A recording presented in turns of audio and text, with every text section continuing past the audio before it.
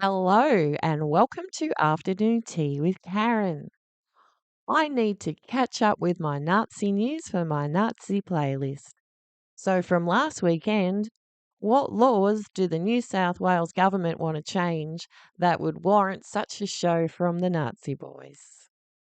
The Executive Council of Australian Jewry says yesterday's anti-Semitic rally outside New South Wales Parliament is dangerous for all Australians and not just Jews. Around 60 men dressed in black were gathered outside the building in Sydney, holding anti-Semitic banners. The New South Wales Police Commissioner says he was not told about the rally, despite the group responsible informing local police of their plans in late October. The government had not been briefed on this process. I take it very personally. There was a communication error within the police force for which I did not personally know that today's protest was taking place. Accordingly, I had not briefed the Minister of Police or government. We'll continue to work very closely with government, obviously, to understand whether laws as they are appropriate for what we're dealing with. Well, the New South Wales state government has promised a review into why or how the demonstration was allowed to take place. We need to send a clear and unambiguous message that that kind of behaviour will not be tolerated. And the truth of the matter is, if you give these racists an inch, they're going to take a mile. So I'm very obviously the circumstances are such that if we had our time again, that rally wouldn't have taken place. But obviously we're going to take steps in the future to give the police the resources they need to ensure that a rally like that doesn't take place on the steps of the People's House. More now on the targeting of two Sydney female politicians in the most vile way after speaking out against a neo-Nazi rally at New South Wales Parliament. Federal MP Allegra Spender and New South Wales Shadow Health Minister Kelly Sloan both threatened with sexual violence and even death. The sickening messages on social media now passed on to police. Member for Vaucluse, Kelly Sloan, joins me now. Kelly, we know you've got to have a thick skin to be in politics, but what you and Allegra Spender have copped here, it's beyond the pale. Well, it is unacceptable for any Member of Parliament, indeed any individual, regardless of their job, to be threatened in that way. But can I say I do have a thick skin, Deb, and I don't want to give a second's more thought than I need to the people who are spewing this hate. So I forwarded some of the messages onto the police and then I plan to move on. Yeah, well, they need to be called out, that's the thing. And we know ASIO has singled out domestic terrorism and threats to politicians as a real concern. Do you fear for your safety? I'm fine, I'm pretty resilient, but I tell you this, Deb, I will not be intimidated by this group or the people who support them. I'm not going to be bullied out of standing up for my community and the broader community in Sydney, who absolutely abhor this, who are sick and tired of division and hate, and who would have looked at that rally on Saturday and thought that was an intimidating display that offends all of us.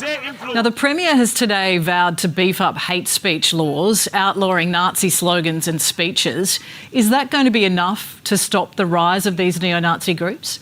Well, we need leadership on this issue, and I'm glad the Premier's speaking up. But when the opposition in New South Wales proposed amendments to hate speech laws, to protest laws, to toughen them up, to stop people hiding their faces, as an example, Labor voted them down. So it's now time for Labor to step up. There are also questions to be asked about how this protest was allowed to proceed without the Minister or the Premier or even the Police Commissioner knowing it was going ahead. That was a fundamental stuff-up when it comes to process, and that also needs to be looked at. Because that's the question. The rally organisers went through the processes. They got the forms, they got the approval to hold this appalling protest outside State Parliament, and yet they weren't moved on. No, exactly. And look, the police are doing their very best. They are overwhelmed by protests at the moment. And so my criticism isn't for the good, men and women who are trying to defend us on our streets when there have been protests day in, day out. But we do need to give them the tools that they need. Now, New South Wales Parliament passed laws around hate speech, and I believe those laws need to be tested. Because while ever someone holds up a banner, you can say, well, does that offend and does it not? And we need that fine balance balance between free speech and protest. But I think when you look at the display on the weekend in totality, when you look at the fierceness of that display, the fact that many of them were covering their faces, they looked like stormtroopers, they were saying we need to abolish the Jewish lobby. I think when you look at that in its entirety, there can be no doubt, surely for any reasonable person, that is inciting hatred. And as long as every single politician in this place, every community leader stands firm on this, we can make a difference. I really believe that. Well, all power to you. Kelly Sloan, thanks for your time. Thanks, Deb. Just note that she got the messages after the neo-Nazi rally, not from the neo-Nazis. I accidentally left my comments on once and someone wrote, "They're more patriotic than you." And yeah, I have runes on my megaphone too. Anyway, runes on their sign as well. And I don't think they look like stormtroopers either. I don't know. What sort of stormtroopers does she mean? Anyway, the socialists here had some interesting stats on them. This guy, Jordan, I think, Purple Pinger TV, he's on telly a bit. He does videos on crappy rentals and empty houses and was on the news a few months ago after one of them got burgled. And some videos on him playing guitar, how to get a job in the Australian Public Service, whole portfolio. One on how he bought his house in St Kilda from some compensation money from something bad that happened when he was a child, and therefore he's not a capitalist. Anyway. Hi, and welcome to episode 6 of The Party Line. You're here with me, Annika. Is what you guys are going to do? I feel like people know. Yeah, it's me, Omar. Geordie. As always, we recognise that the land that we're recording on is Indigenous land, and we stand in solidarity with our Indigenous comrades in their struggle against racism and capitalism. Welcome to the Party Line. I think Hanson's obviously the more legitimate or more realistic sort of far-right party that exists, but it's pretty terrible. The Nazis in the NSN have indicated that they're going to try and register a political party for the upcoming federal election. They've said that they have gotten more registrations than some of the other far-right parties that have been growing, who aren't neo-Nazis but are in the far right. And they have been doing a lot to try and build up this political membership. So... Do you know what the party's called? White Australia. Wow. Yeah. So and their justification for all of this is that Australia was set up as a white nation. It was set up as a white Australia, and so they're trying to protect the heritage of Australia, etc. I mean, the people who are running this, they call themselves Hitler's soldier. Like they're the most revolting individuals. But they're doing a lot of different things to try and build up their political support and their political base. It's worth saying that the NSN are only between 100 and 180 actual members, but they're, getting the registrations. And so they have been doing stunts where they, go to politicians' press conferences and interrupt them. They do hiking trips and the like. They disrupted an Indigenous thing on Invasion Day, didn't they? Yeah. The dawn service on Anzac Day. Anzac Day, yeah. Yeah. But the other thing is about building links in the same way, differently though, but building links with the American far right, and particularly the manosphere and the people around Andrew Tate. I don't know if you guys saw the Age report. Yeah, the right hand man kind of thing of Tom Sewell was involved with Andrew Tate. Yeah.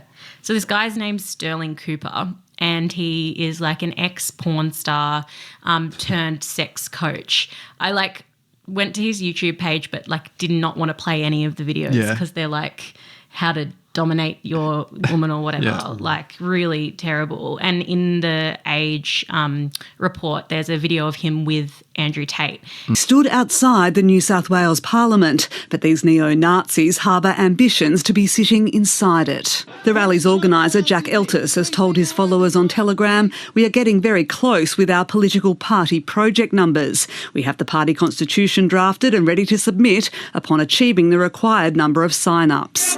In New South Wales, a party must have 750 members signed up to register, but the Premier's warned them to think of their reputation. That's 750 people who would effectively out themselves as associated with neo-Nazis. Chris Minns is reluctant to try to change the New South Wales Electoral Act to prevent a party being registered, but he says the state's Electoral Commissioner has the power to refuse an application on public interest grounds. I assume that a nakedly racist organisation would be at very strong risk of breaching that public interest test. It's a different story at a federal level. In response to questions from the ABC, the Australian Electoral Commission has confirmed it has no scope to consider a potential party's ideology, concerns raised by law enforcement or criminal convictions. But electoral experts say that's not a bad thing. The Australian system of democracy relies on voters being able to decide which parties should and shouldn't win office, and that's really not appropriate for the AEC to be deciding. Meanwhile, the fallout from the weekend's rally continues in New South Wales, where police have come under scrutiny for not trying to prevent it.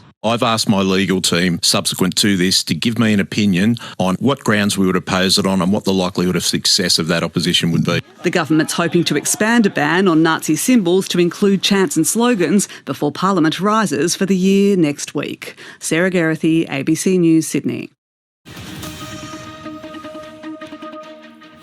Thanks for your company this Remembrance Day, one of the most sacred days for our nation, where we stop to remember our fallen and the soldiers who've bravely fought for Australia, including against the Nazis in World War II. You can imagine the shock then when a group of neo-Nazis decided that today was the day to unfurl their flag right outside the Shrine of Remembrance in Melbourne.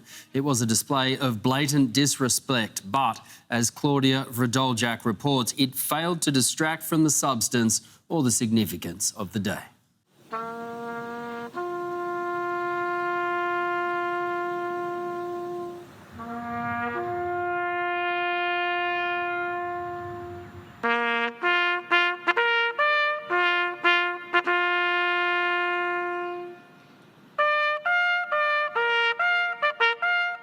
We're here not to glorify war, but to honour those who on our behalf faced its horrors. We are here to ensure the price they paid is forever remembered.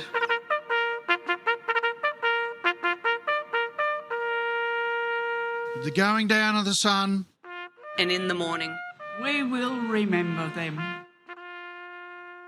It's 11 a.m. on November 11, Remembrance Day, and as the nation stops at the same time our soldiers did on the Western Front in 1918 at the end of World War I, Australia honours all who have served. But in Melbourne, a disturbing and disrespectful sight. This is a white Australia flag, a neo-Nazi organisation, and it was held up proudly by a group of men who showed up at the Shrine of Remembrance. Their silent protest was short-lived. They were sent packing by police who tell us the men did not commit a crime. The reason neo-Nazis take to the street is to spew hate, far right-wing ideology, and spew hateful ideology. That has no place in our state. Given that the government want to ban more symbols, why would you bring a flag with the symbol to antagonise the government to ban more symbols? But these guys are definitely dressed better than Antifa. Like, check out their shoes, not a scuff on them. Anyway, I'm out of time. See you later. Bye.